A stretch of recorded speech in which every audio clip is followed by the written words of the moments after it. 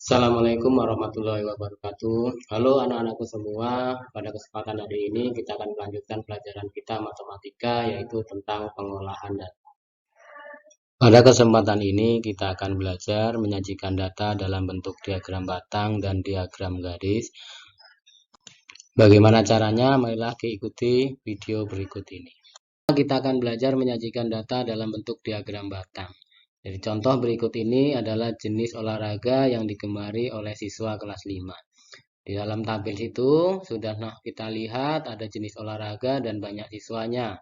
Kita lihat sepak bola itu yang gemar ada 6 siswa, voli ada 5, kasti ada 4, tenis meja ada 2, dan badminton ada 3. Bagaimana langkahnya? Kita membuat diagram batang. Yang pertama itu kita buat dulu sumbu tegaknya dan sumbu mendatar. Setelah itu barulah kita tentukan skalanya. Dalam menentukan skala kita tengok di sini nilai terendah dan tertingginya. Jadi skalanya itu harus sesuai dengan nilai yang ada di sini.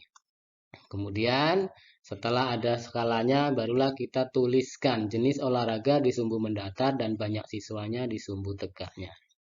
Nah, jenis olahraganya itu bisa kita singkat saja di sini, dan jaraknya ini harus sesuai, harus sama. Kalau 1 cm ya 1 cm semua, kalau 2 ya 2 cm. Kita tuliskan, kita singkat saja, sepak bola kita singkat, voli, kasti, tenis meja, dan badminton.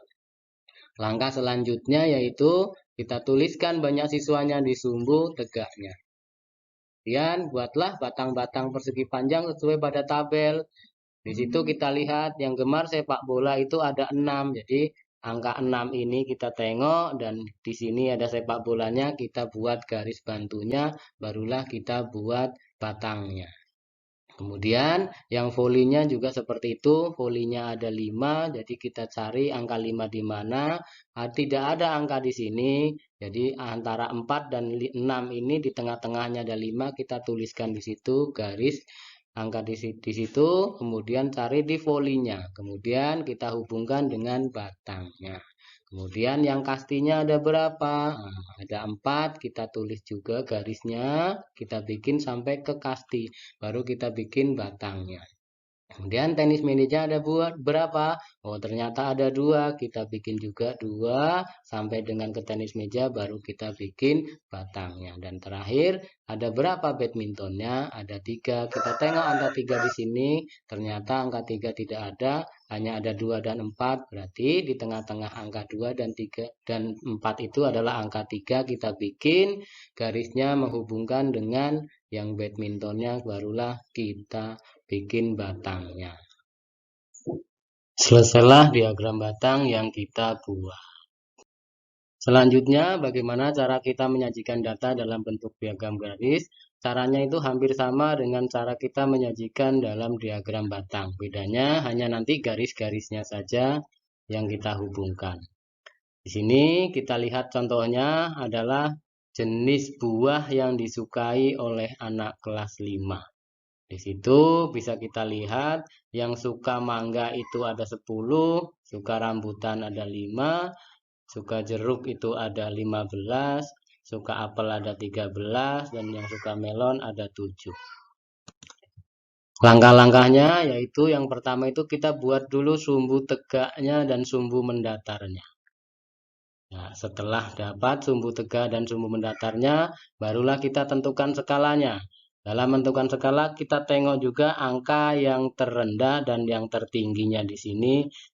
Baru kita bisa menentukan skala. Jadi kita akan bikin skalanya berapa banding berapa. Nah, di sini kita bisa tengok, kita skalanya 0 lompat ke 5, dari 5, 10, dan 15. Kalau dibikin 0, 1, 2, 3, dan seterusnya itu nanti panjang ke atasnya akan panjang sekali. Selanjutnya kita tentukan, tuliskan jenis buahnya pada sumbu mendatar dan banyak siswanya pada sumbu tegaknya. Ya, kita singkat saja seperti tadi pada diagram batangnya. Jadi jarak antara yang mangga dengan yang rambutan itu sama. Kalau 1 cm ya 1 cm semua, 2 cm ya 2 cm semua. Itu harus sama jaraknya. Ya, setelah itu barulah kita tuliskan banyak siswanya di sumbu tegaknya. Nah, kemudian kita buat titik-titik pertemuan pada jenis buah dan banyak siswa. Kita lihat yang pertama itu mangga, jadi yang suka mangga itu ada berapa siswa? Ternyata ada 10. Kita lihat di angka 10, kita bikin dulu garisnya. Setelah itu dari mangga juga kita bikin garisnya. Nah, barulah kita buat titik temunya di sini. Nah, setelah dapat itu, kita lihat lagi yang rambutannya itu berapa.